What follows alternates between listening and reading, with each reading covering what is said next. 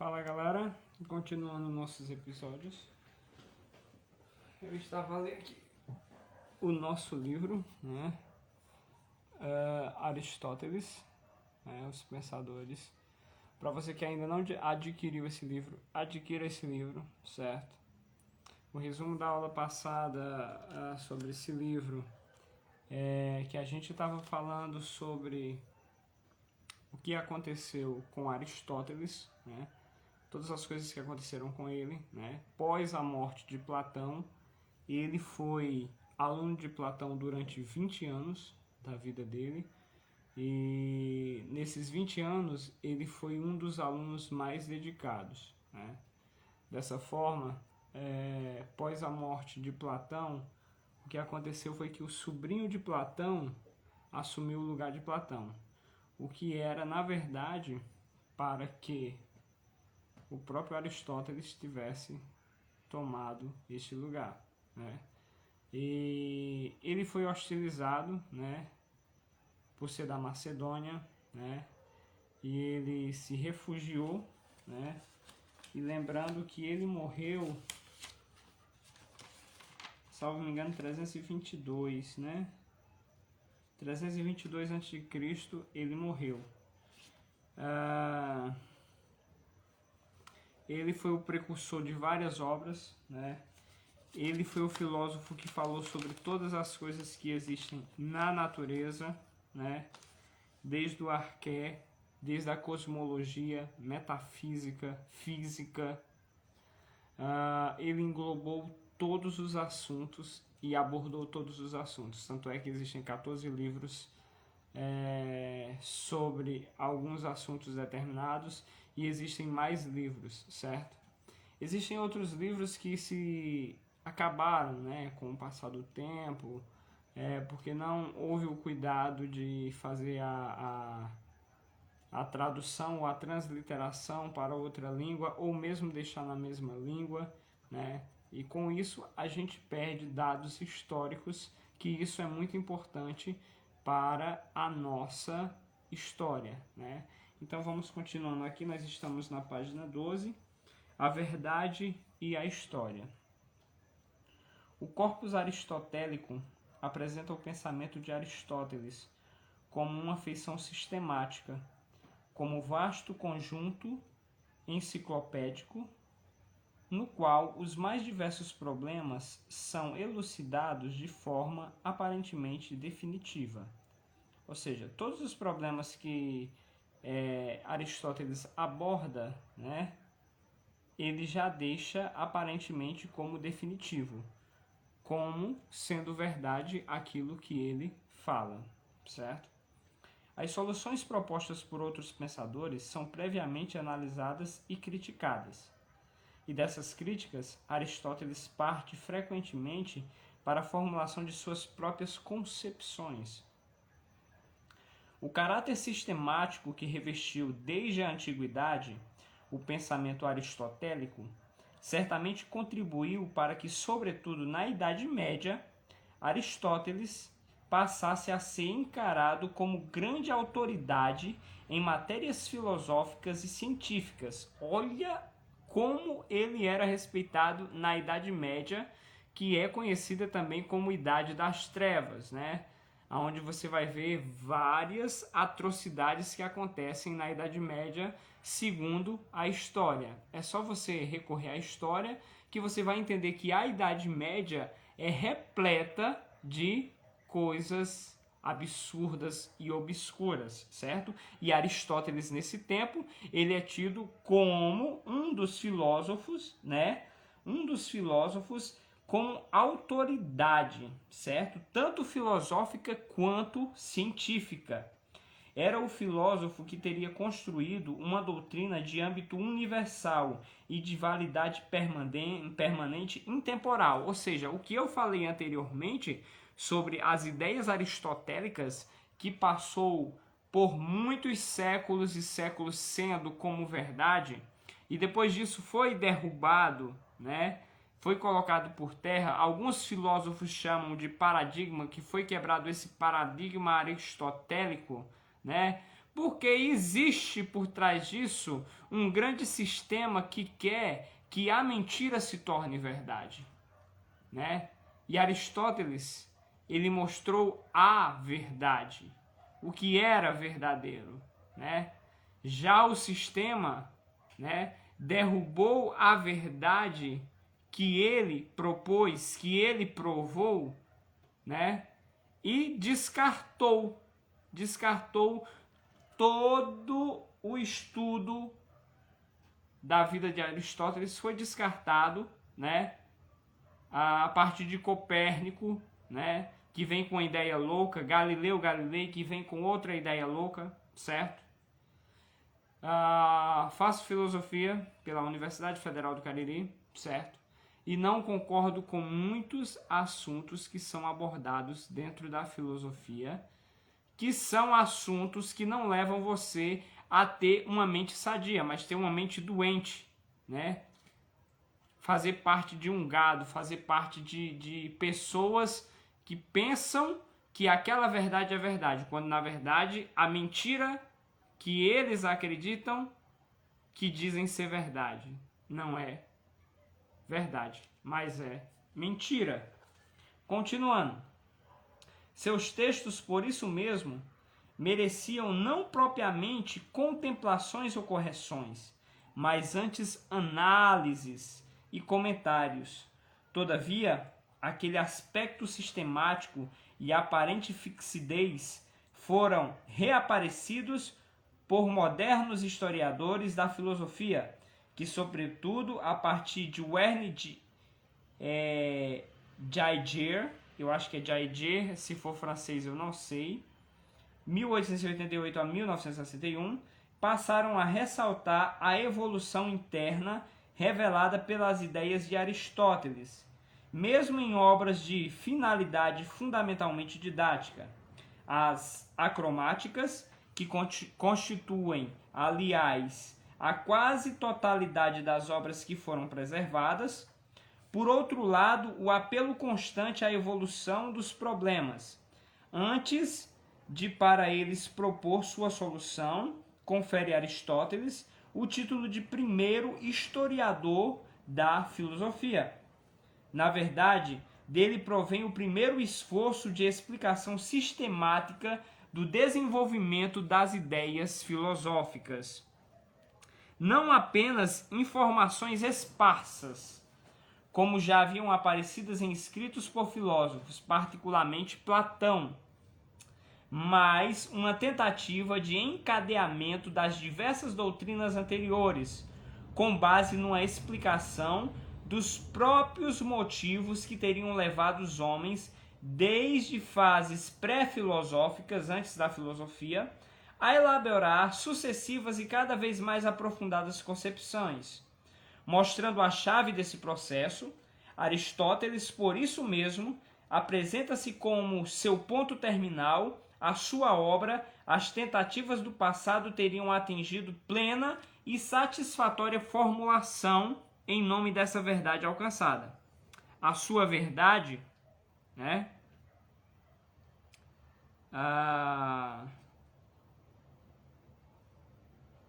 Me perdi aqui, achei. A sua verdade, a verdade de seu sistema filosófico, Aristóteles pretende então julgar as filosofias de seus predecessores, né, o que vieram antes, mostrando-lhe as falhas e os equívocos. O surgimento da história da filosofia está, desse modo, estreitamente vinculado ao aristotelismo, já que à luz da sua doutrina é que pela primeira vez foram relacionados e interpretados os primeiros filósofos. Devido ao interesse do Liceu, né, a escola que ele criara, por assuntos históricos mais tarde, alguns seguidores de Aristóteles, continuando o trabalho iniciado pelo próprio mestre, coletarão textos e alusões às doutrinas dos filósofos mais antigos. Esses levantamentos das opiniões dos primeiros pensadores, chamados de doxografia, feitos segundo o ponto de vista aristotélico, tornou-se uma das fontes principais para a recuperação da doutrina dos pré-socráticos. Mas, porém, os historiadores modernos precisam realizar meticulosos esforços críticos para estabelecer o sentido original daquelas doutrinas, extraindo de sob interpretação aristotelizantes. Muito desses historiadores insistem nas deformações sofridas pelas ideias dos outros filósofos quando reportadas e analisadas por Aristóteles e pelos doxógrafos aristotélicos. Tal deturpação tem, porém, um motivo fundamental, como em toda a história da filosofia, que serão desde então produzidas. Existe por trás da história da filosofia contida nas obras de Aristóteles uma filosofia que a predetermina. No caso de Aristóteles, né, essa filosofia é naturalmente o próprio aristotelismo, que constituíra uma explicação particular do movimento, da transformação e, consequentemente, das mudanças históricas. Assim, se o aristotelismo formula uma verdade válida, universal e intemporalmente, ou seja, uma verdade que vai perpassar por muito tempo, como Aristóteles parece acreditar, é natural que essa verdade supostamente absoluta seja utilizada para julgar a própria história dentro da qual teria sido gerada, justamente porque ela se concebe como progressivamente preparada através dos tempos, pelas antecipações dos pensadores precedentes. É que ao eclodir, com pretensão de plenitude de validade intemporal, volta-se para o passado e procura-se desvendar-lhe o sentido. A meta atingida pretende conter a razão de ser de todos o itinerário seguido pelas investigações humanas. Essa é a causa fundamental de o aristotelismo aristotelizar a história da cultura e particularmente a história da filosofia. Mas há outros motivos que levam a Aristóteles a partir sempre do passado a fazer a história dos problemas que investiga.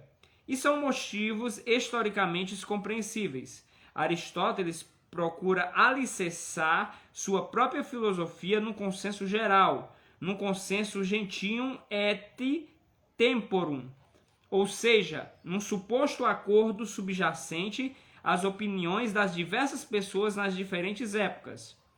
Ele não pretende que suas ideias representem renovações absolutas, nem manifeste absoluta originalidade. Apresenta-se ao contrário como formulação acabada de conceitos que a humanidade vinha progressiva e espontaneamente elaborando. Desde dessas fases anteriores, as especulações teóricas, Aristóteles não quer que a sua visão de mundo pareça paradoxal aos olhos do homem comum ou em confronto com a tradição.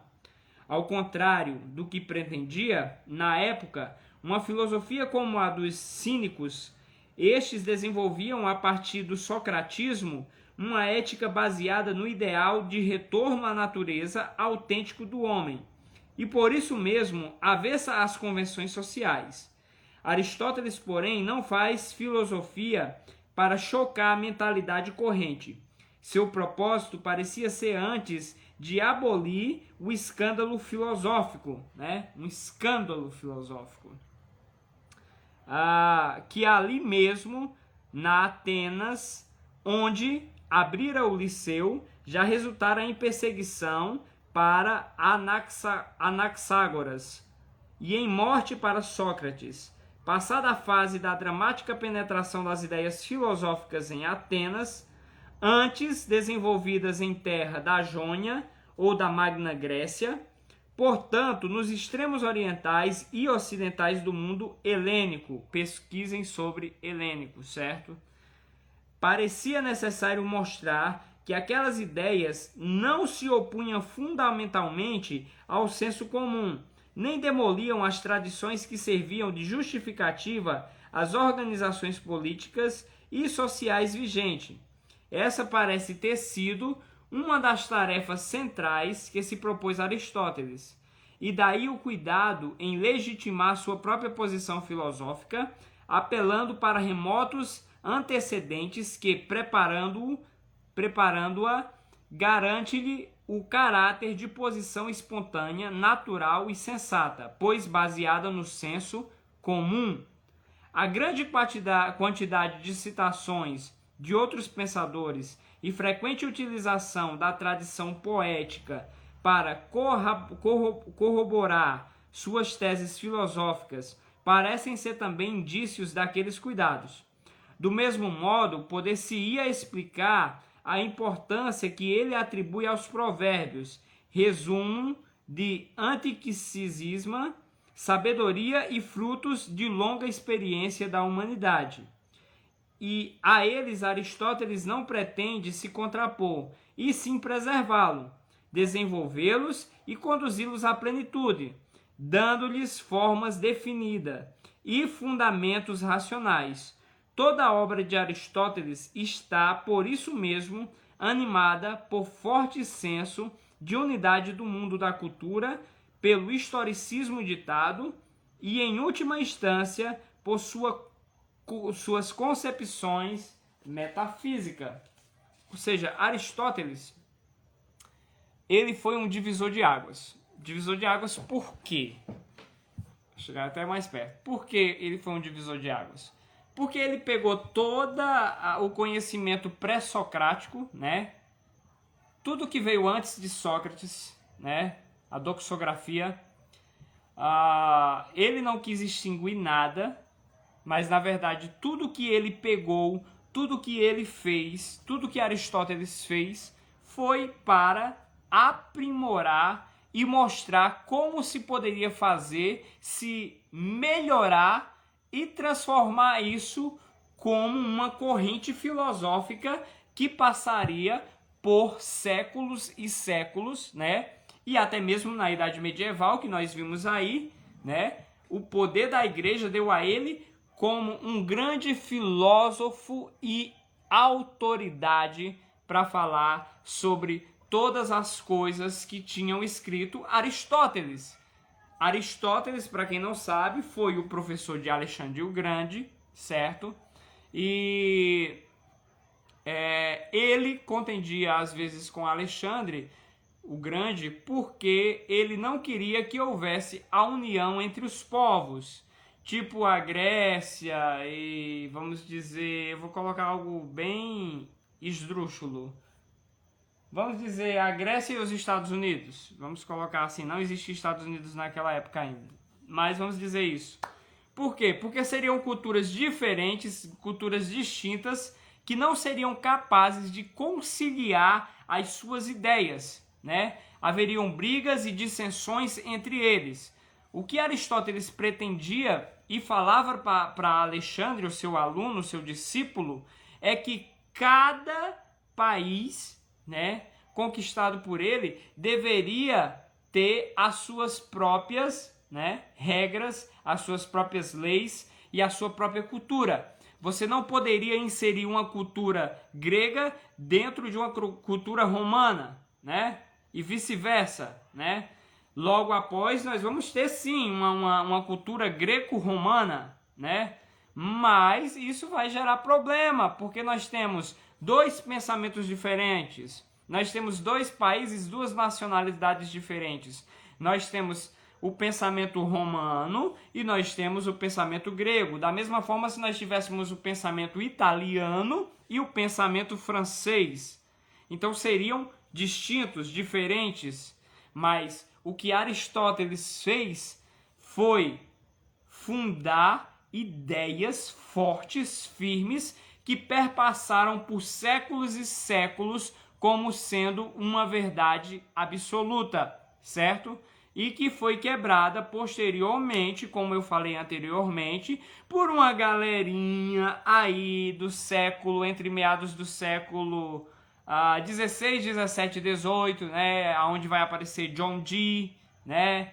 que vai ser o mestre de Isaac Newton, né? Que vai trazer as suas supostas verdades e que Newton está deitado e cai uma maçã na cabeça dele, ele vai dizer que é a gravidade, né? E aí vai, por aí vai, né?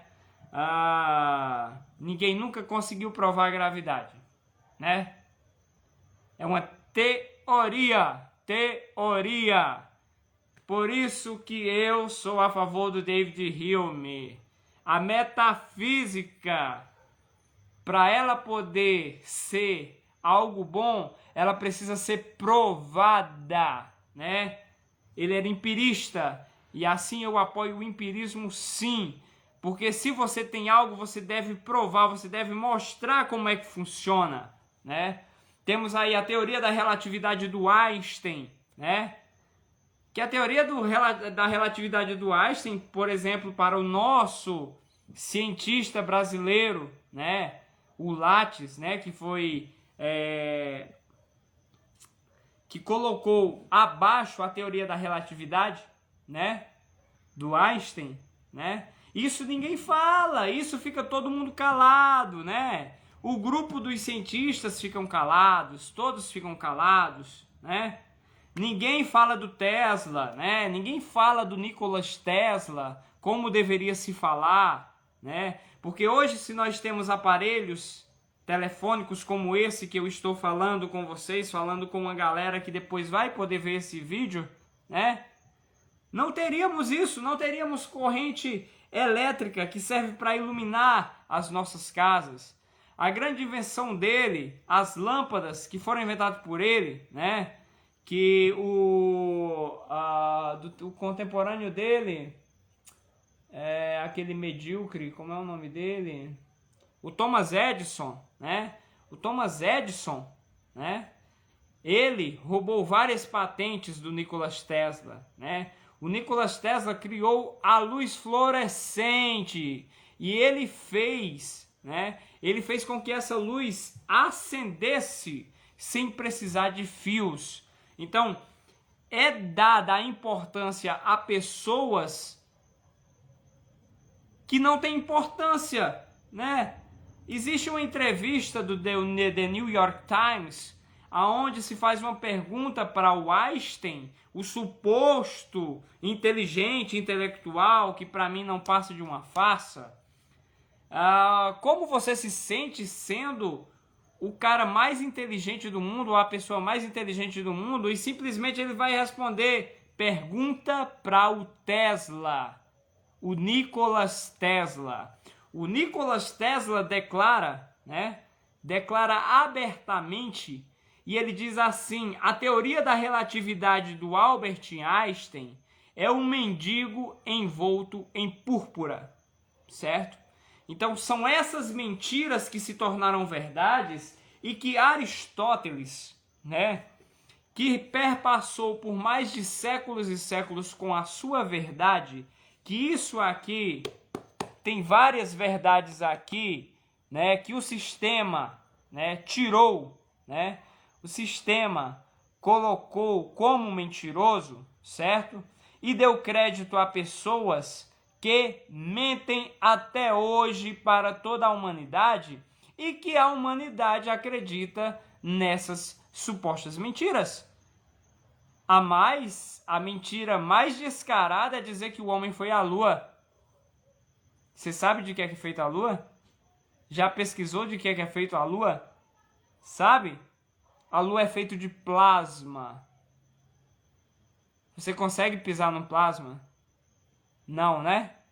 Então, pesquisa sobre isso, pesquisa sobre várias coisas, abre a tua mente, amplia a tua mente para a verdade. Porque filosofia é isso, é criticidade, é você perguntar o porquê das coisas. Então, eu peço a você que, se tiver alguma dúvida sobre Aristóteles, sobre filosofia, deixa teu comentário aqui embaixo, que brevemente eu estarei respondendo. Um abraço a todos, partiu faculdade!